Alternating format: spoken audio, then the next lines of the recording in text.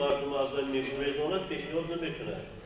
سیکی برای نقص انسان ناخوش است و است و سویم میشه که انسان ها از وی دوری کنند که این چیز برای انسان نقص انسان ناگوار است. وقتی که اونها پیامبر علیه السلام رو شناختن یقین دانستن که این کس فرستاده شده از طریق خداونده.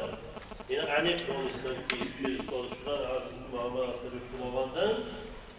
بعد هر چیزی که خدا پیامبر علیه السلام گفتن خدا فرمود، خدا گفت پیامبر علیه السلام که رسوندن اونا همونو به جان دل قبول کردن، همونو پذیرفتن. چنین دانستن که خدا که آفریدگار عالمی هستیست، همه چیز در دست خداوند است، همه چیز در اختیار خداوند است، خداوند بر همه چیز تواناست. همون چیزی که اصلا تکرهوا شیئا فهو خیر لکم، یعنی میشه که یک چیزی که شما ناخوش می‌دارید، یعنی وقتی خداوند میگه که همون کنید در خیر و خوبی در همان است. و عسى ان تحبوا شیئا فهو شر لکم، میشه که شما یک چیز نفس شما میل دارد، خواهش دارد، یک چیز میپسندید، نیکی برای شما چه است؟ ناخوش است، برای شما خوب است. بعد همین یعنی روزه میداشتن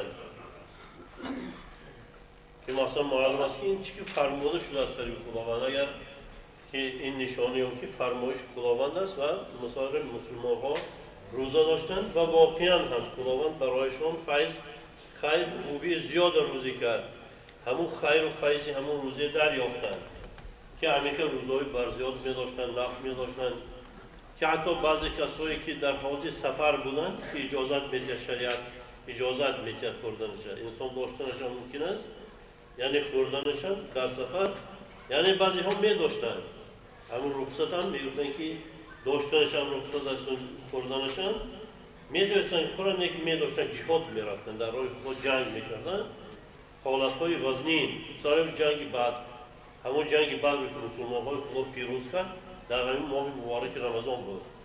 ماه مبارک رمضان رفتن جهاد پیروز شد. فتح مکه در ماه مبارک رمضان بود. حادثه در ماه مبارک رمضان بود. یعنی بسیار دستاوردها، کامیابی‌ها، پیروزی‌هایی که مسلمان‌ها با ما رسیدن در همین ماه مبارک رمضان رسیدن. برای ماهی که خداوند دستگیری میکند، کمک میکند. و خداوند میگه برای مسلمان‌هایی که در زمان پیامبر با پیامبر زندگی میکردن، یعنی اونها شاهد بودن، گواه بودن، میدیدن. یعنی همون گواهی همونها که خداوند سخن میگفت، گواهی همونها که اونا در گواهی اونا انکار نکردن. خداوند میگه که ظالم ولقد نصرکم الله ببدر و انتم اذله، یعنی شما تفکر کنید شما خدا در بدر پیروز کرد، شما ناتوان بودید، قدرت و توان پیروز شدن بر اون طرف مخالف نداشتید، نیرو و توان شما، تجربه جنگی شما کفایت کننده نبود، بسیار توانمند بودند، نیک خدا شما پیروز کرد. اونا میدونستن که خدا پیروز کرده، خدا یاردم دستگیرشون کرد. ولقد نصرکم الله فی مواطن کثیره، هر آن که خداوند در معرکه‌های زیاد شما کمک کرد، شما دستگیری کرد، شما پیروز کرد.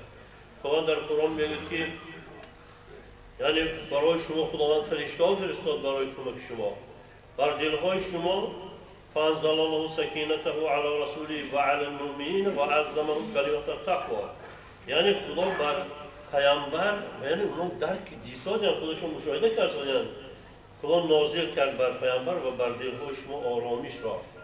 یک چیزی نازل کرد که باید توانی بشر نمیرسد برای شما داخل کردن.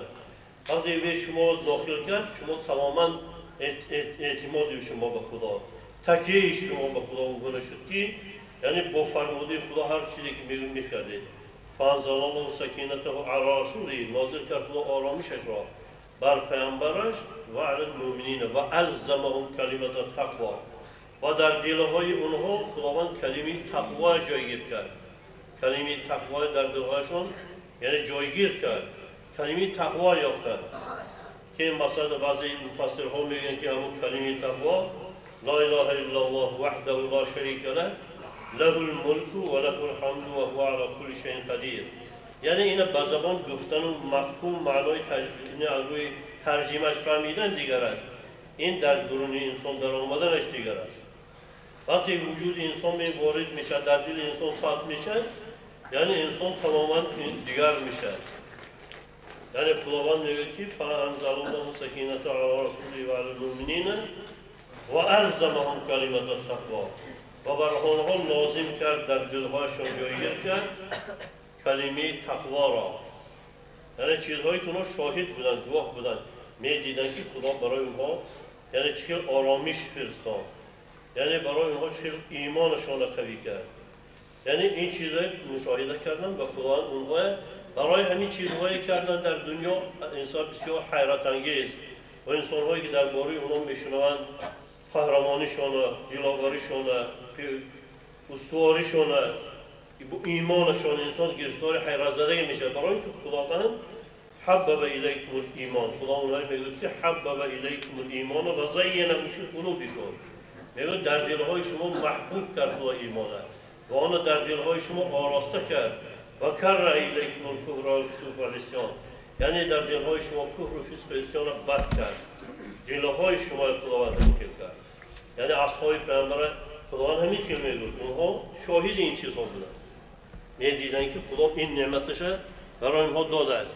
که حتی خداوند در قرآن بعضی آدم هایی که آمدند و پیامبر علیه السلام به ایمان آوردند و مسلمان شدند، بعد بعضی ها گویم که نزد پیامبر علیه السلام به گویم که یک گویا اظهار کردند که اکنون ما دین پیروی شما شدیم و دین قبول کردیم، یعنی گویا که اینها بر پیامبر حقدار باشند، اونها بر پیامبر حقدار باشند که ما شما دعوتتان را قبول کردیم، راهی گفته شما را قبول کردیم. یعنی با اون آهنگ با پیامبر برخورد کردن. خداوند میگه که یمنون علیکم ان اسلموا قل لا تمنوا علی اسلامکم بل الله یمن علیکم ان هداکم للایمان ان کنتم مؤمنین.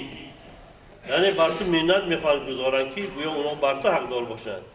گو برای منت نگذاره، یعنی بلکه خدا بر شما منت میگذارد که شما هدایت کرد.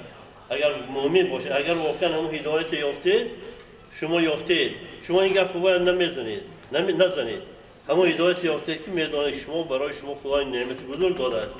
شما بلکه احساس قدردانی میکنید از پیامبر که ما با راهنمود شما و با تاثیر شما یعنی نعمت بزرگ پیدا کردیم. یعنی بلکه خدا بر شما منت میگذارد که شما هدایت کرد به سوی ایمان. یعنی همین که نعمت خداوند برای شما داد، چون که حضرت بیدل میگن ارزنده گوهری به کف دل فتاده است، میلرزدم نفس که مبادا رود ز کف. یعنی میگن در دل من خداوند یک هدایت گذاشته است، یک روشنایی مانده است که من از اینه که همه از من دور شد میترسم، میهراسم که خداوند با همین از من دور نکند، با همین از من نگیرد، از من دور نشود. یعنی اونها کسانی بودن که خدا بر دلهایشان آرامش نازل کرد. اونا کسایی بودن که خداوند با اعظم کلمت تقوا بر دلهایشان چسباند کلمه تقوا. یعنی همین که نعمت بزرگ و هدایت الهی آنها دریافته است. فاذکروا نعمت الله علیکم، یعنی شما یاد کنید نعمت خدایی که شما برای شما داد. اذ کنتم اعداء فالف بین قلوبکم، یاد کنید شما با هم مخالف بودید، دشمن بودید، شما دلهاتون خداوند با هم پیوست فاصبحتم بنعمتی اخوانا، شما از روی نعمت خداوند با هم برادر شدید. یعنی همین که در قرآن کریم خداوند اصحاب پیامبر علیه السلام صفت می‌کند و واقعا هم در تاریخ اسلام کاری که اونها کردن دیگر هیچ کس نتوانستش کند. امروزه مردمی که دین اسلام رو می‌دارند، اینها انسان‌هایی که دین گسترش یافته، یعنی کسایی که همین راه گشادند، همون مانع‌های از صدهای مانع‌های از سر پیشرفت اسلام برطرف کردن، اسلام را جاری کردن، همونا بودن. بعد اونا کسی به ماننده که اون کاری که اونا کردن نتونسته کنه، هیچ کدام نتونستن. همین انسان‌هایی که ایمان می‌برند، همون ایمانشون و عملشون میزان حسنات جناب می‌دارن. باید هر کسی که ایمان می‌برد راه اسلام میره، یعنی چون که اونها بودن سبب و عامل گرایش مردم و انتشار اسلام در دنیا. برای پیامبر علیه السلام میگن که فهمید، یعنی همه یک فرمایی که صحابه من در راه خداوند داده است، اگر شما یک کوی احد بارین کلاتیت برابر ویشون نمیتونید، چون که همیشه در حالت افزایش است. کارایی کردن اونها که تا قیامت انسان‌هایی که نماز میخوانند، اسلام میشناسند، اسلام میدارند، میزان حسنات اونها میدارند. برای خدا از اونها اظهار راضی کرده است. لقد رضی الله عن المهاجرین و الانصار. خدا راضی است از مهاجرین و انصار. مثلا لقد تاب الله علی النبی و المهاجرین و الانصار. فرض ما کلمات تقوا در دلهای اونا کلمه تقوا جایگزین کرده است. یعنی همین که ستایش کرد برای که پیامبر علیه السلام شناختن، خدای شناختن، خودشان شناختن و بسیار صادقانه در راه خدا استوار حرکت کردند و با هم دیگر همین که پیوسته برادر شدند. وقتی پیامبر علیه السلام آمدند، یعنی پیامبر علیه السلام از یک جای ظهور کردند که یک جای خفامانده بود. یعنی از دیدگاه اون روزه یک منطقه دور افتاده، یک صحرا، یک جای خفامانده، از همین که جایی که یک انسان ظهور میکنه قدرت، نیرو، توان، پشتیبان ندارد، میگوید من خداوند برای تمام بشریت فرستاده است. من برای دعوت کردن همه به سوی خدا فرستاده است. یعنی این در نظر انسان‌هایی که نمیشناسند خدایا، پیامبر نمیشناسند، کنی احمقانه است. میگه یک انسان‌هایی که مثال ما خودی در شاهنامه میگه که وقتی که یعنی فارس‌های دعوت کردن پیامبر علیه السلام، بعضی از روی حماقتشون گفتن زشیر شدور کردن و سوسمار عرب را به جای رسیده است کار. این عرب‌های صحرایی آدم‌های خفامانده با ما دعوت میکنن که بیا شما دین اسلام قبول کنید، پیرو حضرت محمد شوید. یعنی در نظر اون بسیار نافرمان بود که اونها مثال آدم‌های اون مردم‌های مصر دیارها اونقدر توانشون زیاد، مردم‌های همون روزا دیدگاه تمدنشون بدنشون بلند و اینها که تکیهگاهشون خداوند، یعنی پیامبر علیه السلام که از همونجا ظهور کردن، اگر این از طریق خداوند برایشون فرمایش نمیشد، انسان خردمند این گپ رو نمیزند. از یک جایی که هیچ توان و پشتیبان ندارد، میگوید من خدا برای همین بشریت، برای دعوت کردن همین بشریت به سوی نجات فرستاده است. این گپ زدن گپ بسیار احمقانه است. وقتی این گپ خردمندانه است که پشتیبان دارد، یک پشتیبانی دارد که و در این کار کمک میکند، دستگیری میکند، باور دارد. پیامبر علیه السلام میگه خدا فرمودهشون که یعنی همین دعوت کن به طرف اسلام. تو فرستاده شده برای همین بشریت، برای من خداوند در قرآن همین که پیامبر و پیامبرای فرستاده است، دعوتی همین بشریت است به سوی اسلام. یعنی اصل الله یا ایها الناس انا خلقناکم من ذکر و انثی. ای مردم، یعنی من همین شما از یک مرد و زن آفریدم. همین شما از یک پدر و مادر هستید.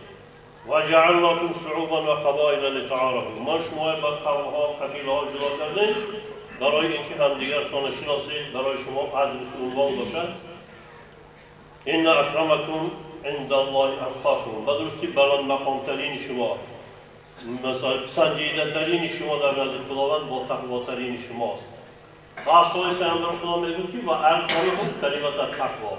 اونا کسانی هستند که خدا گواهی می‌دهد که در دل‌هایشان شکر ثبت کرده از کلمه تقوا.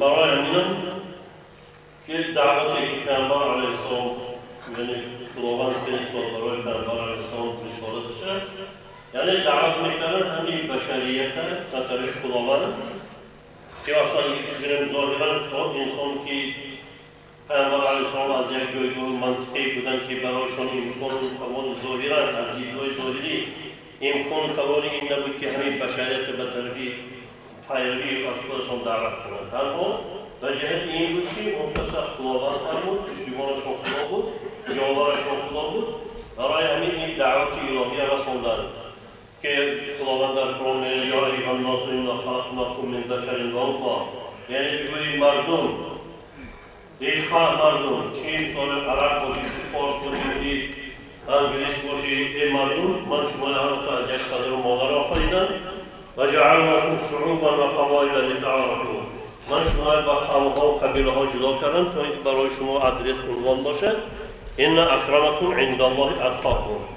یعنی به درستی که بلند مقام‌ترین شما، پسندیده‌ترین شما در نزد خداوند با تقواترین شماست. و خداوند این چیزا یعنی گفت پیامبر علیه السلام برای همه این پیام الهی رساندن که انسان اگر نگاه کند راه نجات بشریت، راه سعادت و کامیابی بشریت در این است که مثلا میفرماند خداوند که ای مردم من شما همه تا از یک پدر و مادر آفریدم، از یک نجات شما هیچ از همدیگر بسیار فرق ندارید، همه یک نجاته. آن شیطان برای اینکه انسان‌های به هلاکت برند، انسانیت از بین برد، تلاش میکنه هر راه استفاده کند. یکی از راه‌هایی که در وی موفق است و انسان‌های واسطی و هلاک میکند، همون انگیزه انداختن که مردم‌ها نژادهای گوناگون اند. یعنی اون سیاه‌پوست دیگر است، اون سرخپوست دیگر است، اون امریکاییش دیگر است، اون مثلا عربش دیگر است. یعنی با نژادها تقسیم کردن مردم به واسطه همین برانگیختن بعضی بر ضدی بس، این یکی از راه‌هایی که یعنی شیطان به اون واسطه میتونه انسان رو هلاک کنه و انسانیت از بین برد، انسانیت از بین برد. در این کار بسیار کامیاب شده است. در این کار وقتی که این دعوت نمیشنوند، این دعوت نمیپسندند، نمیپذیرند، خلاص نمیتونه شدن. از همین جهت در طول تاریخ نگاه میکنیم یکی از سبب‌های عامل‌های یعنی کشتارها و تجاوزها و ستم‌ها همین است. وقتی امریکایی‌ها وقتی که اون مردم‌های اروپا رفتن امریکا گرفتن، اون مردم سرخپوستی که در همانجا زندگی میکردن، یعنی اونها همچون یک قوم و نژاد دیگر کشتن، زمیناشون رو گرفتن، دیاراشون و وطناشون رو گرفتن، بعدش تمام نابود کردن. یعنی این کار اسلام هیچگاه قبول ندارد، هیچگاه نمیپسندد، هیچگاه اجازت نمیدهد. بلکه اسلام بجایی که میره برعکس از اون چیزی که برای خودش گذشت میکند تا این که دیگرهای به طرف خدا برد، به طرف خدا راهنمایی کنه. پیامبر علیه السلام هم میکردن، از همون حق خودشون گذشت میکردن برای اینکه دیگرهای به طرف خدا راهنمایی کنند. یعنی نجات و هدایت بشر چیزی از همه ارزنده برای پیامبر بود که انسان‌ها هدایت یابند، انسان‌ها رستگار شوند، انسان‌ها نجات یابند و دعوت اسلام همین خیلی گسترش یافت رفت. عرض علامه اقبال میگن مرد صحرایی بر ایران جان دمید، با سوی ریگزار خود رمید. و وقتی که عرب‌ها آمدند و ایران فتح کردند و اسلام جاری کردند، یعنی اونجایی نگرفته از خود کنند، همون اونها به حقیقت آشنا کردند. یعنی واقعا همون مردم ایران که او پیشتر مردم ظاهراً با تمدن بودند، مردمی از دیدگاهی مثلا ظاهری پیشرفته بودند، وقتی اسلام آمد و وارد شد اسلام شناختند و دیدن که اون همه دستاوردهایی که پیشتر داشتن در پیش این دستاوردی که اسلام آورده هیچی نیست. یعنی این چیزهای درک کردن، انسان‌های با خرد. پیامبر علیه السلام گفتن یعنی همین که از مردم فارس انسان‌های پیدا میشن که اگر ایمان در ثریا باشد یعنی همون رو به دست میبرند. لو کان الایمان عند ثریا لا یناله رجال منها، اونا گفته بر سلمان فارسی اشارت کردن. یعنی همون وقتی پیامبر این چیز اشاره کردن، یعنی بعضی ها قابل قبول نبود برای بسیارها که همین که میشه، چون که اینها در برابر اینها بسیار ناتوان بودند که مثلا پیامبر میگه که همین که میشه در آینده. و واقعا هم مسلمان ها اونجا فتح کردن. یعنی اونها وقتی که اسلام دیدند و شناختند، اون خرافات و این چیزهای گذشته رو پرتافتند و اسلام قبول کردند و زنده شدند. یعنی چون که زندگی جسمانی است برای انسان و زندگی روحانی و معنوی، زندگی اساسی همون است. برای همون زندگی که قرآن در قرآن میگه که افمن کان میتا فاحییناه و جعلنا له نورا یمشی به فی الناس کمن مثلا فی الظلمات لیس بخارج منها. یعنی اون انسانی که در مرده بود ما او زنده کردیم، در وجودش نور دمیدیم، بر وی هدایت دادیم. و برابر است با اون انسانی که از هدایت، از شناخت خداوند بی بهره بود، دور بود، مرده بود. یعنی اون انسانی که از روشنایی نور بی بهره بود، یعنی اونها درک کردن که مرده بودند، ناگاه بودند. یعنی این چیزی که وقتی که پسندیدند و پذیرفتند و قبول کردند، یعنی بسیار دانشمندهای بزرگ اسلام از همون فارس ظهور کردند. همون صحاح سته میگن، صحاح سته یعنی که اون کسایی که حدیثهای پیامبر جمع آوری کردند، یعنی بسیارترش فارسند. امام بخاری، امام ترمذی، امام نسائی و یعنی همین بسیارترش اینها یعنی همش فارسند. یعنی و همچنین مثال متفکرها و اندیشمندان بزرگی که مانند مولوی، مانند سعدی، مانند عطار، مانند بیدل، یعنی همین ها که در دنیا یعنی معنویات برای بشریت از دیدگاه اسلام رساندن، همین ها فارسند. یا انسان هایی که در علم های تجربی بسیار پیشرفت داشتند، مانند مثال عمر خیام که انسان مثلا ریاضیدان، انسان استرونام ریاضیدان مشهور، یعنی نامشون عمر مانده، عمر خیام. همون پیشواهای اسلام دوست می داشتن، اسلام دوست می داشتن. یا اینکه ابوبکر محمد زکریای رازی، یعنی انسان طبیب مشهور، یعنی خیمیک مشهور، کسی که اولین بار خیمی در طب استفاده کرده است، یعنی که دانشمندی که تمام دنیا میشناسن، احترام میکنن، نامشون ابوبکر موندن. ابوبکر یعنی محمد زکریای رازی، فخرالدین رازی، امام محمد ابن محمد غزالی، یعنی عبدالرحمن جامی، نورالدین عبدالرحمن. یعنی همشون همون برای که انسان‌های با سربلند بودند، انسان‌های با عزت بودند، هستی و سرخمی قبول نداشتند. اسلام برای حقیقت بودنش پذیرفتند، نه به خاطر چاپلوسی، نه به خاطر ترس، نه به خاطر خوشامدگویی. یعنی اونها خیلی انسان‌ها نبودند، برای اینکه این دیدن که دین حق است، فرمایش خداوند است، یعنی این شناختند و پذیرفتند. چون که بعضی احمق‌ها هستند که بعضی آمدن اسلام و گسترش یافتن اسلام میگن اصطلاح عرب‌ها. و اصطلاحگر بیاد وقتی که برفت دینش هم به خطار خودش میبرود، عقیدش هم خطار خودش میبرود. یعنی اونها اومدن بزرگترین اندیشمندها و متفکرهای ما، یعنی پیرو اسلام، دوستدار اسلام، انتشار کننده اسلام، قهرمانهای تاریخ ما مسلمان ها هستند. قهرمانهای اساسی ملت ما مسلمان ها هستند. علما و دانشمندان و پیشوای اونایی کسی که تمام دنیا میشناسشون، همه دانش و فضیلتشون اعتراف میکنند. یعنی قهرمان ملت ما مثل مزدک نیست یا مثال مقنع و دیگر کسایی که اونها همچون ابولهب‌های تاریخند. در تاریخ اسلام بوده که در بین عرب‌ها ابولهب‌ها، ابوجهل‌ها بودند. اونایی با پیامبر مخالفت داشتند. ابولهب اینا از قوم‌های پیامبر، ابولهب عمه پیامبر. یکی مثلا وقتی که دید که پیامبر یک روش دیگر آوردن مطابق به عرف و عادت اونها دین الهیه، نپسندید، تکبر کرد، یعنی گمراه شد. و اون انسان‌های دور بودن مانند سلمان فارسی، مانند بیلال، مانند دیگرها که حقیقت در کردن شناختن، قبول کردن.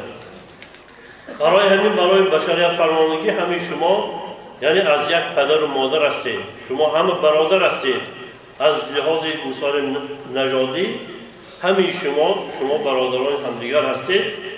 باید که برای همدیگر دلسوز باشید، همدیگر را دستگیری کنید، برای نجات همدیگر تلاش کنید و پیروی از گفته‌های شیطان نکنید. برای همین که واقعا چیزهایی که با وسیله شیطان توانسته در دنیا مردم بر ضد هم برانگیزد همین است. یعنی این میگرد این قوم بر ضد اون قوم ستم میکنه، همین برای خودش میپسندد. مثلا یک قوم برای ضد یک قوم دیگر ستم کند بیاد، در نظرش همین کاری شایسته و پسندیده است. یعنی این چیزی هست که واقعا انسانیت چنانه پایمال میکند. وقتی انسان که خرد و شعورش کار فرما فکر کند، یعنی برای انسان از همه چیز بزرگی که انسان های به هم پیوسته میکند انسانیت انسان است. از همه رشته‌ای که یعنی انسان با هم علاقمند میکنه همون انسانیت انسان است. مثلا اگر ماننده که یک ازبک باشد و یک تاجیک، یعنی اون ازبک و تاجیک بودنشون انسانیتشون بلنده. یعنی اگر انسانیتشون بلند از ازبک و تاجیک بودنشون دونه، اینا با واسطه انسانیتشون با هم میپیوندند. اینا انسانیتشون کنده نمیکنند. مثلا یک انسانی که برای همین واقعا میبینی که در بین یک قومی، مثلا یک مردمی که یک همزبانند اختلاف میاندازند. میگن اینش میگوید شمالی و اینش میگوید جنوبی و اینش میگوید که مثلا مچایی اینش میگوید خوجندی. حالا که اینها انسانیتشون از این در فلان منطقه زندگی کردنشون انسانیتشون فراتر است. خیلیشون کار فرمان انسانیتشون فراتر است. اینا باعث انسانیتشون باید با هم پیوسته باشند. یعنی برای این حضرت علامه اقبال میگن که این انگیزه که شیطان در بین مردم جاری کرد باعث اون بسیار انسانهای نابود کرد. آدمیت کشته شد چون گوسفند زیر پای این بت ناارجمند. در زیر پای این بود انسانیت کشتن، آدمیت کشتن. یعنی برای خداوند میگه و من قتل نفسا بغیر نفس او فساد فی الارض فکانما قتل الناس جمیعا. یعنی کسی یک کس بیجرم بیگناه بی سبب یک کس میکشد، یعنی گویا همه انسان های کشته است، همه کشته است و انسانیت پایمال کرده است، آدمیت پایمال کرده است، همه کشتگی حساب است. برای اینکه همه برای وقتی پیامبر علیه السلام اومدن برای انسان با این تعلیمات دانانه که از همه چیز بزرگ خود انسان است، از همه ارزشمند خود انسان است، از همه چیز خدا میپسنده خود انسان است. یعنی خدا ان الله لا ينظر الى صوركم و اموالكم ولكن ينظر الى قلوبكم و اعمالكم. خدا نظر بر صورت‌های شما، شکل و شمایل شما، زبان‌های شما، دارایی‌های شما ندارد. خدا بر دل‌های شما نظر می‌کند. شما بر آدمیت انسانیت شما نظر می‌کند. نه به آن چیزهایی که شما ظاهراً دارید، اینها در نزد خدا ارزش ندارند. چون از علامه اقبال میگن که تا تو اندر بند اقلیم و جدی بیخبر از لم یلد لم یولدی، در زمین ما نگیرد ریشه، هست نامسلم هنوز اندیشه. تا در سر تو فکر من فلانی بسر فلانی و از فلان منطقه و فلان جا هم میلی، تو خبر نداری که خداوند که تو میخوای خدا تو پسندد، خدا تو پذیرد. یعنی اون خدایی که مثلا به کسی خویشاوندی ندارد، از کسی تولد نشده است، کسی از خدا تولد نشده است، به کسی خویشاوندی ندارد. انسان ها با واسطه ایمان، با واسطه تقوا به خداوند نزدیک میشن. این اکرمکم عند الله اتقاکم. تالی لم یلد و لم یولد درک نکردی، نشناختی، تو غلط رفتی، تو در زمین ما نمیسازی، تو اسلام بهره‌ور نیستی. یعنی این انگیزه که شیطان در وجود تو انداخته است، انسانیت تو خراب میکند، که از بین میبرد، که نابود میکند. یعنی برای همون اساس انسانیت، بر اساس تقوا، یعنی ایمان به خداوند، باید که انسان‌ها به هم پیوسته باشند. راه خلاصی اونها، یعنی نجات اونها، سعادت اونها در همون است. که حالا که همون اسلام، دین مبین اسلام، یعنی در حق هیچ کس نمیخواستن کنند. وقتی که میبیاد و چی مسلمان باشد، غیر مسلمان باشد، خداوند میگن ولا یجرمنکم شنآن قوم علی الا تعدلوا اعدلوا هو اقرب للتقوی. یعنی دشمنی با یک قوم شما روانه بر این نکند که از عدل بیرون شوید، شما وادار به این نکند که ستم کنید. یعنی شما باید عدل کنید، در حق دشمنتون عدل کنید که این به تقوا نزدیک است.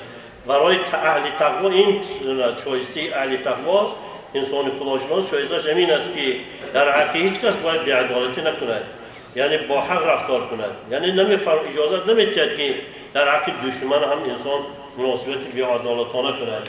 باید که اندیشه و انگیزش این باشد که همون انسان نجات یابد، خلاص شود، سعادتمند شود، سربلند شود، کامیاب شود. یعنی وقتی با اون تفکر و اندیشه اومدن مسلمان ها، یعنی جایی که رفتن انسان ها که شناختن اسلام، این تعلیمات بزرگ شناختن، در برابری و دیگر از همون چیزهای گذشتهشان گذشتن. یعنی مصری ها اونقدر تمدن قدیمه داشتن، اونقدر اهرام ها، اونقدر چیزهای بزرگ. یعنی وقتی این برترین تعلیمات شناختن دیدن که این اهرام ها هیچی نیستن، نشان داد که انسان در اون اهرام در پیش انسان هیچی نیست است. یعنی برای انسان دانان که انسان همون انسانیتش در نزد خدا ارزشمند است. شما باید انسانیتون رو پرورش کنید و زیاد تربیت کنید. تقواتون که با واسطه همون شما به خدا نزدیک میشید، همون رو باید شما تربیت کنید. برای پیامبر علیه السلام گفت برای اینکه انسان‌های به خود بیارن، آگاه کنند، میگفتن که همراه اصحابشون از یک جا میگذارن که یک بره لاغر مرده پرتاب شدگی، اصحابشون برای تکان دادن، برای اونهای آگاه کردن، دیگرهای آگاه کردن، میگن که این برای لاغر مرده در نزد صاحبش ارزش قیمت دارد. یعنی اون میگن که این برای لاغر زنده باشه که ارزش ندارد اونقدر، حالا که مرده است از جهت بی ارزشی صاحبش پرتابش است. پیامبر علیه السلام میگن که همین که در نزد صاحبش ارزش ندارد، همین در نزد ارزش دارد. همین دنیایی که شما دارید و همین زندگی میکنید، برای تلاش دارید، همین دنیا در نزد خداوند به اندازه این در نزد صاحبش بی ارزش بودن ارزش ندارد. دنیا در نزد خدا به اندازه یک پری پشه ارزش ندارد برای خدا، در نزد خدا. یعنی این سخن پیامبر علیه السلام در اون وقت میدانستن اصحاب انسان‌هایی که ایمان داشتن، خدا رو میشناختن، نه که این گونه که امروز بشریت پیشرفت کرده است و بعضی دنیای کیهان مشاهده میکنند اون که تصور کردن نمیشه. بعضی گمان میکردن که زمین که چقدر کلان باشد، در اون طرفش میگفتن که بعضی کوی قاف است، در اون طرفش آسمان اون طرف رفته، در اون طرفش رسیدی است، بعضی همون خرافات ها و افسانه ها این طرفش یعنی همین که در نظرشون چیزی کلان و پرحجم می‌نمود. و بعدا هم مشاهده کردن که این زمینی که در بالای اون زندگی میکنیم در برابر این کیهان، در این برابر این دنیای پهناوری که خداوند آفریده است به اندازه یک ذره غباری که در همین فضا میگردد نیست. یعنی همون قدر خرد و ناچیز است. همین منظومه آفتاب در برابر این کیهان بزرگ بسیار کوچک است. همین ستاره‌هایی که ما مشاهده میکنیم بعضیش اونقدر از ما دورند، یعنی میلیون ها سال حرکت نور از ما دور هستند. بعضی همین ستاره‌هایی که ما دیسادیم ممکن اینها میلیون سال گم شدگی هستند، اما اصلا نابود شدگی است تو همون روشنیش حاضر اکو رسیستاده ما اکو دیسادیمش ولی بعد خودش در اصل گم شدگی است، برهم خوردگی است. یعنی اونقدر دنیای پهناور بزرگ است. یعنی انسان که در بالای زمین زندگی میکند زمین خودش در نزد خدا هیچ ارزش ندارد. چون که پیامبر میگن این دنیا در نزد خدا به اندازه پر پشه ارزش ندارد. در بالای همین جایی که به اندازه پر پشه ارزش ندارد آدم اومد آورده است. یعنی آدم خداوند خبر داد فرشته‌ای که من این جاعل فی الارض خلیفه، من در زمین خلیفه میکنم. یعنی خلیفه میکنه خداوند در زمین، یعنی یک منزلت و مقام برای بزرگی برای انسان میکرد در یک جای بسیار ناچیز و پست که انسان اگر همچون نگاه کنه از دیدگاه ظاهری زمین نگاه کند هیچ گونه که ممکن نیست این در نزد خدا از پر پشه هم پستر است، ناچیزتر است، بی‌ارزشتر است. این زمین هیچی نیست، از میبیند دست می‌کند که این زمین هیچی نیست در پیش خدا. با انسانی که در بالای این زمین کوچک زندگی میکنه هیچی نیست است. و خدا همین انسان به کجاش به نگاه میکنه. معلوم است که در نزد خدا این زمین هیچی نیست. با این انسان که یک سر خوردی ناچیز است و در بالای این جای کوچک زندگی میکنه، یعنی انسان اون لایق و ارزندگی نداره که خدا بر وی نگاه کند. یعنی برای اینکه خداوند بر شکل، بر سیما، بر ظاهر نگاه نمیکند. یعنی در درون انسان یک جوهری گرانده های خدا گذاشته است که دل است. و همون فاذا نفخت فیه من روحی فقعوا له ساجدین. فرشته‌های خبر داده که این مثلا اذ قال ربك للملائکه انی خالق بشرا من صلصال من حمأ مسنون. یعنی خبر داد گفت که من بشر می آفرینم از لای تیره، از گله، از لایقه آدم میکنم. این زمین خودش پس ما از یک لای تیره سیاه یعنی بشر میسازم. یعنی خبر داد که هیچی نیست، ارزش نداره جسم. یکی فاذا نفخت فیه من روحی فقعوا له ساجدین.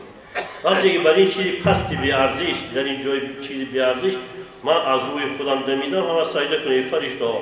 این فرشته هایی که اون فرشته ها از این ستارها و سیاره ها اینا بزرگن، موجودات نورانی الهی یا سجده کنه آدم را.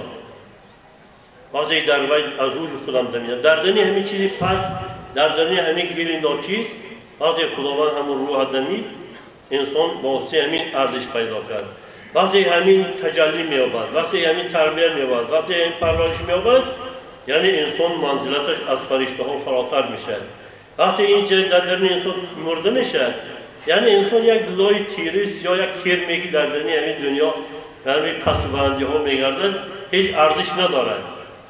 چون که میگن که مردی آگاهی برای می‌گذشت مست و لایعقل نه چون میخوارگان دید قبرستان و مبرز روبرو بان برزد کی نظارگان نعمت دنیا و نعمت خواره بین این نعمت خوارگان. یعنی انسان خردمند وقتی هر یک خردمند همین اندازه کنه درک میکند، هر انسانی با شعور درک میکند. یک انسان با خرد از یک جا میگذارد میبیند که قبرستان استفاده است، در یک طرف حاجتخانه. یعنی آدم نگاه کنید، اندیشه کنید، تفکر کنید. اگر انسان ارزشش به همین از جهت همین ظاهرش بها میداده باشید، ظاهر انسان بها میداده باشید، انسان بیخدا بها میداده باشید، شما نگاه کنید این جسمش ببینید، این جسمش ببینید خوراکی کرم‌های گور، طعمه کرم‌های گور، کرم‌های گور خورسالیانش. الان این اون چیزی که خورد و اون چیزی که گرفت نوشید و خورد و پالید، نگاه کنید در این جای کری این هم کرم چیزی نفرت آور، اینش هم نفرت آور، بهش هم نفرت آور. اینا چیزهای نفرت آور اگر انسان بوده شده هشمی باشد دروغ است گفتن که انسان موجودی با ارزش است، انسان عزیز است، انسان که دروغ گپی دروغ زدن است. هم است این یک دروغ پردازی است که بگیم که انسان ارزشمند است. چه ارزش دارد؟ هر یک چیز خلاصه میگیم عاقبتش به که عاقبت چی میشه؟ یعنی عاقبت اگر به همین چیز دو چیز خلاصه میشه باشد انسان برای مولای جامعه آدمی آن است که دین درست مردی گمان کرده یقین درست گر بود این پیکر گل آدمی زود در دیوار ندارد کمی بلکه فزون باشد از او در نمو مهره دیوار بسیط وجود. اگر تفکر کنی اگر انسان بود شدهش همین جسمش همین پیکرش باشه خداشناسیش نباشد دینش انسان ارزش دیوار ندارد. برای اینکه انسان مردار میشه میپوسد نفرت آور میشه دیوار اونطور نمیشه این حالی کری رو این حالی پس به گرفتار نمیشه دیوار. انسان از این دیوار بی ارزشتر است. وقتی که برای خدا نباشد دلش برای من پیامبر خبر میده خدا جسم شما نظر ندارد یعنی خدای ثروت و دارایی شما نظر ندارد اینها در نزد خدا هیچ ارزش ندارد. زمینی که شما در وجه زندگی میکنید در پیش خدای ارزش دارد. جهان دون است و نامش گشته دنیاست یعنی دنیا میگن معنی دون پس جهان دون است و نامش گشته دنیاست کم از بال مگس در نزد مولاست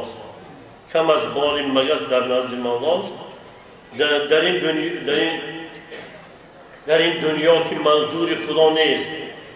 دنیا که منظور خدا نیست مقام آدمی با سجده بالاست یعنی جایی که خدا نگاهش نمیتونه یعنی برندی منزلت انسان با سجده با شناخت خدا پرستش خداوند یاد خداوند این سجده ifade کننده سر خم کردن در پیش خداوند شناختن عظمت و بزرگی خداوند وقتی در نهاد انسان تاثیر میکنه یعنی انسان اصلا چی فراتر میشه. برای عرض علامه اقبال میگن مرد مومن سحر این دیر کهن با دو حرفی ربی الاعلی شکن اندیشه کن که خداوند چه برای تو چی نعمتی بزرگ داده است. گو سبحان ربی الاعلی پاک از پروردگاری بلند بزرگ من. همین تفکر کنه همین گو یعنی رو به طرف خداوند بیار این سحر دنیای کوچکی که اسیر خودش کرده است که مطیع خودش کرده است که به خارج ذلت گرفتار کرده است یعنی از این سحر باید شکنی تو با خدا همدم شوی که خداوند در حدیث قدسی میگه که پیامبر گفتن خداوند میگه که انا جلیس من ذکرنی من همنشینی اونی هستم که من یاد میکنه یعنی با خداوند همنشین بودن این از حد تصور انسان بیر این بزرگی از این فرا نمیشه. فذکرونی اذکرکم یعنی من یاد کنید من شما یاد کنم یعنی از این بزرگی بزرگتر نمیشه. بزرگی اساسی همین است ان اکرمکم عند الله اتقاکم بلند مقام ترین شما در نزد خدا با تقوا ترین شما یعنی اون که بزرگی خداوند در نهادش تاثیر میکند یعنی وجودش به طرف خداوند رو برمیگرداند یعنی بزرگی در انسان همین است که اگر انسان تحلیل کنه جستجو کنه دیگر راه سعادت دیگر راه کمال و بزرگی نمی‌یابد. یعنی انسان به معنی این چیزی که برای انسان این هر خردمند این گفته درک می‌کند نه که برای این شناختن این چیز به معنی این نیست که دنیا ترک کند یعنی دنیای پستیش ناچیزیش بی‌قدرش باید شناسد. برای دنیا آدمیت علاق نکند برای دنیا خدای از دست نکرد برای دنیا آخرتش برباد نکرد. نه انسان که موجودی عاجز است ناتوان است بیچاره است حاجتمند که هست همین دنیای پس به حاجت دارد برای نیازش برآوردن حاجتش برآوردن از این دنیا استفاده کند. خلق لکم ما فی الارض جمیعا برای شما همه چیزی که در زمین است برای شما آفرید شما استفاده کنید نه که شما این پس نید شما این باید اسیر خودش نکند. برای خاطر این شده از خدا نمانید از ایمان نمانید از انسانیت نمانید از اون چیزی ارزنده که دل شما است نمانید. آسمان و ما انجام میتوان دادن زده است در بهای یک کفی خاکی که دارای دل است. اما یک کفی خاکی که دارای دل است این آفتاب و سیاره ها در پیش و ارزشی به ندارد. یا گر نرنجی این زمین شورزار نیست تخمی آرزو را فازوار یعنی اندیشه این زمین شورزار است. هر کسی که اومد کش کرد هیچ حاصل نبرداشت. هر کسی که اومد مانند یک خیال و سراب عمرش گذراند هیچ چیز به دست نآورد که هم به دست نمیبیاری. فرعونی چی نآورد بدست دیگر کسی که بود هیچ چیز دست نآورد این زمین شوره‌زار است گر نزنجی این زمین شوره‌زار نیست تخمی آرزو را سازگار از درون این گل بی‌حاصله پس غنیمت دان اگر رویت دیده همون دل تو پرورش یابد دل تو به خدا شناسایی پیدا کنه دل تو رو به خدا بیاری همون پیدا کنه همون ارزش تو یعنی وقتی که انسان که همون ارزش انسان بزرگی انسان درک میکنه ناچیز بودنی دنیای درک میکنه دنیای برای استفاده کردن تلاش میکنه از دنیا استفاده کنه نه که برای دنیا خودش علاق نمیکنه برای خدا میگه یا ایها الذین آمنوا لا تلهکم اموالکم ولا اولادکم عن ذکر الله و من یفعل ذلک فاولئک هم الخاسرون ای کسانی که ایمان داره ای مومن ها یعنی شما مال تو فرزند از خدا غافل نکنند انسان‌هایی که دنیاشون اونها از خدا غافل میکنند از آخرت غافل میکنند اونها زیانبارند یعنی اونها دیگر از حیات بهره ندارند دستاورد نیست برای اونها یعنی اونها ناکام میمونند اونها یک روز میبیاد اجل میمیرند و دیگر همیشه یک مردار میشن از صاحب میگن دلسوزی عزیزان چون برق در گداز است با سوز دل برافروز شمع مزار خود را این دلسوزی که دیگرها دارند دوستی که دیگرها دارند مشغولیتی که با دیگرها داری این مانند یک تابشی بر از بین میرد تو در آن به همون چراغ درون روشن کن همون دلت به همون آگاهی و خداشناسی چون که در آنجا تنها با خدا میمانی خدا پذیرت سعادتمندی خدا ردت کند ناکامی یعنی برای همین انسان وقتی که خردمندانه اندیشه میکنه نظر میکنه از یک جهت دنیا رو میبینه که بی‌ارزش است خردمند میدانه نه که انسانی که مثلا گیریم ایمان ندارد میداند که دنیا جایگاهی پر از اندوه است پر از غم است پر از ناکامی است پر از یعنی نه که راه خلاصیش نمیبیند میبیند که انسان در دنیا دروغ همه چیزشو نه که راه خلاصی وجود ندارد هم فریب کرده زندگی کرده یک کار کرده نه با انسان خدای میشناسن میگن نه انسان راهی نجات برای انسان وجود دارد تا این گنبدی سربسته پیدا کردم راهی علامه اقبال میگن تا این گنبدی سربسته را پیدا کردم راهی که از اندیشه برتر میپرد آهی سحرگاهی یعنی با دل آگاه انسان اون چیزی میواد که با اندیشه و تفکرش یافتن نمیده این اندیشه و تفکر یعنی انسان با اون چیزی ناچیز شناس میکند وقتی انسان چیزی ناچیز میداند از اون چیز نفرتش میبیاد از این زندگی پس نفرتش میبیاد برای خلاصی و نجات خودش دست پا میزند بر رو به خدا میبیارد و از خدا کمک طلب میکند آه میگوید خدا دلش و ارزمهم کلمت التقوا چون که دلهاشون با آرامش نازل که اصحاب پیامبر و کلمه تقوا در دلش همون آگاهی همون آرامش میرسد یعنی با خداوند شناسایی پیدا میکند و همیشه واقعا منزلت و مقام راستین انسانیت به دست میبیارد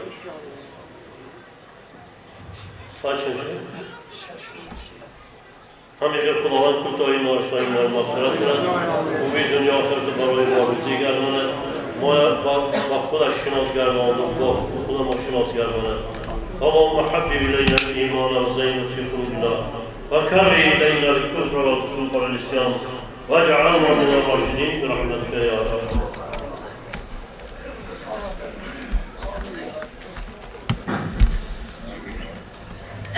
جوابی حکم اجرایی در نوعی بخشی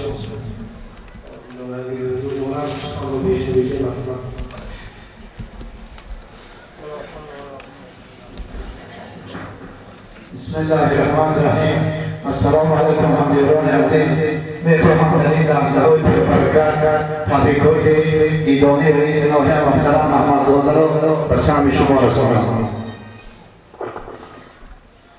همدیاران ارجمند برادران اهل اسلام هر یک شما و تمام ساکنان ناحیه را از نام مقامات اجرای حکومت دولتی به فرارسی عید سید فطر صمیمانه تبریک و مبارکباد گفته برایتان پیش از همه تندرستی کامل ایمان قوی فیض و برکت الهی عزم اراده متین قلب سلیم و سعادت دو عالم را از درگاه خداوند بخشنده و مهربان تمنا دارم.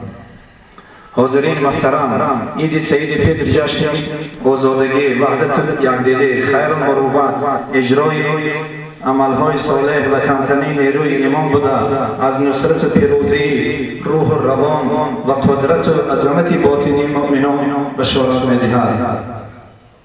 مسلمانان با تجلیل این روز مبارک از عبادت و ریاضت، صبر و تحمل و روزه‌داری خود در ماه شریف رمضان نتیجه گیری می‌نمایند. طوری که با ما و شما روشن است با شرافت استقلالیت و سیاست انسان دوستانه پرزیدنت مملکت جناب عالی محترم امام علی رحمان در کشورمان برای اجرای مراسم دینی از جمله فرائض رمضانی تمام شرایط مساعد فراهم گردیده مطابق قانون‌های عمل کننده حقوق و آزادی‌های دینی مسلمانان رعایت کرده می‌شود.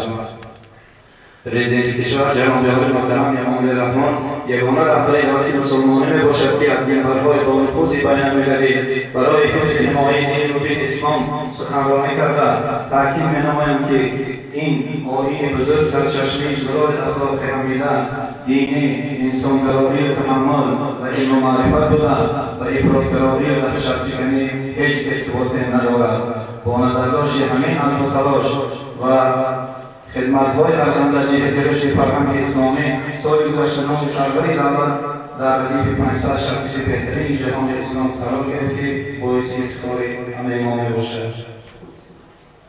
مسجد باید در برابر عبادتگاه و خانه خداوند مسکن تربیت معنوی علمی تربیت اخلاق آداب حمیده باشد. برای اجرای امرهای خیر ثواب که در شریعت اسلامی با عنوان عمومی سنتی جاری معنی‌ها کرده می‌شوند و مانند آبان مدل راه‌ها تعمیر تربیت و بنیاد مؤسسه‌های تعلیماتی و دیگر کارهای آبادانی سازندگی سرمایه‌گذاری نمایند. همیشه باید در خاطر باشید که بهترین عمل ثواب و نیک و پسندیده دستگیری کردن معلمان یتیمان پیامسالان درماندگان و آیه‌های کم‌زیاد میباشد. چنانکه خداوند متعال در سوره نساء می‌فرماید خدای را بپرستید به هیچ چیز را شریک او مسازید و به پدر و مادر خویشاوندان یتیمان و مسکینان و همسایه خویشاوند و همسایه گریانه و یار مسافر و مسافر همزد نیکی و یاری نمایید. در برابر تحقیق پذیرنده‌های رمضان می‌خواهم توجه شما را به یک نکته مهم جلب نمایم. شکر آفریدگار که همه ما و شما در دوران آسایشته و فضای صلح و وحدت کامل زندگی نموده سالیم. تاجیکستان عزیز ما را در مرحله استوار رشد و سازندگی و در آستانه معرکه مهم سیاسی قرار دارد. بنابراین ما و شما باید در چنین ایام سرزمین‌ساز زیرک و هوشیار باشیم و به دسیسه ده‌های دشمنان و خائنان ملت داده نشده تنها با محنت صافدلانه بهر آبادی شکوفای وطن محبوبمان سهمی مراسم خویش را گذاریم. با چنین امید و آرزو درک رسالت و مسئولیتی پر افتخار ایمانی و انسانی بار دیگر همه شما را با مناسبت عید رمضان صمیمانه تبریک گفته برایتان روح روان آسایش روزگار پاکی دل و ایمان کامل را تمنا دارم. عید سعید فطر مبارک. حمدیارم.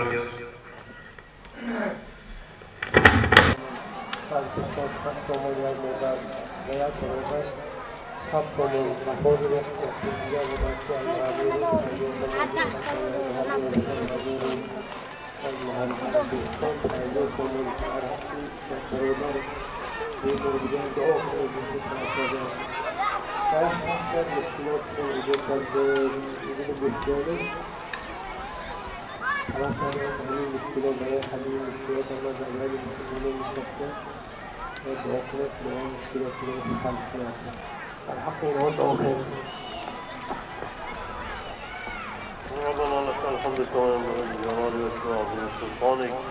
اللهم صل على سيدنا محمد عبده ورسوله وصلى على النبي والمصطفى. اللهم اجعل اللهم اجعل رمضان في وصلت دعنا هستی رمضان في سبيل المسيح وإما درستم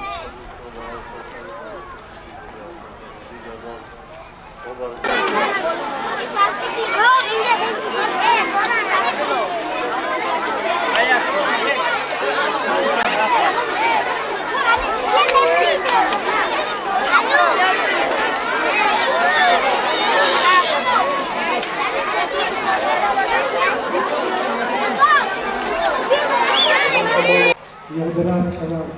أبو محمد حسن की जोर गया कि बाहर नहीं अंदर में बात लोग सारे में बस आवाज है तो नंबर से जो होता है हम था जो वीडियो थोड़ा वक्त नंबर ऐसी वीडियो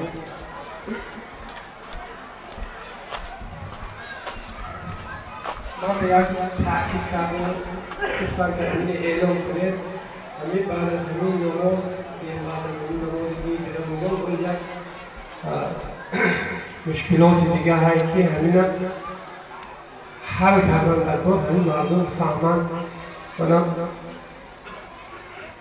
दो हफ्ते की नने गुजार देखने की आखिरी सीखा मतलब बड़े हमें महत्वपूर्ण काम ऐसे कि हाथों का हम रोबोट से कोई हम होना ना हो यो एक कि मसलन मालिम हो कि एक चीज़ है आसान हो मसलाह का हम लोग मसलाह गिरते हैं वो सोई सौदे अर्ज़ों तरी हम मकतब मुफ़्त करान उन लोगों ने वो सोई कीमत ना हो कि सौदे उन्हों हम पिसानी मकतब ने हम पिसानी जो है नेसान उन्हें वो सोया खाली दोरी का अलग बड़ी का हम बहुत नखरा और नियत नमाज़ी नियत यादां भी जोरान दूर फाद नमाज़ी ईद रमज़ान और जुली तकबीरों तशकी बोझी भी बाक़दास روی غلطان با قبلت قبله ایمان به جهت کعبه اختلاف کردن به ایمان حاضر استوزا خالصانه الهی تعالی الله اکبر گفته نمازش شروع میکنند برای همین بعد از تکبیری تحریما ثنا میکنند سبحانك اللهم وبحمدك وتبارك اسمك وتعالى جدك و دست ما باشد و رکوع میکنند الله اکبر گفتن و همین نماز مانند نمازهای پنجگانه به اتمام میرسد. بعد از سلام دادن امام خطیب و منبری مسجد برآمده دو خطبه میخواند. بعد از خطبه خوندن دعا و سنا میکنند، قرائت قرآن میکنند برای گذشتگان و نیک و احوالی مردم و بعد از نماز رخصت میشه و عمل میکنه. برای همین از ابتدا تا آخرش بسیار ریایت کنیم، خاموش باشیم و گوش قرار بدیم اصلا همه تایه بیان اللهم صل على سيدنا محمد وعلى آله وبارك وسلم اللهم علمنا من السلام واردد علينا من السلام يا ذا الجلال والإكرام اللهم ربنا تقبل منا انك انت السميع العليم وتب علينا انك انت التواب الرحيم اللهم ربنا اتنا في الدنيا حسنه وفي الاخره حسنه وقنا عذاب النار ربنا لا تزغ قلوبنا بعد إذ هديتنا وهب لنا من لدنك رحمه انك انت الوهاب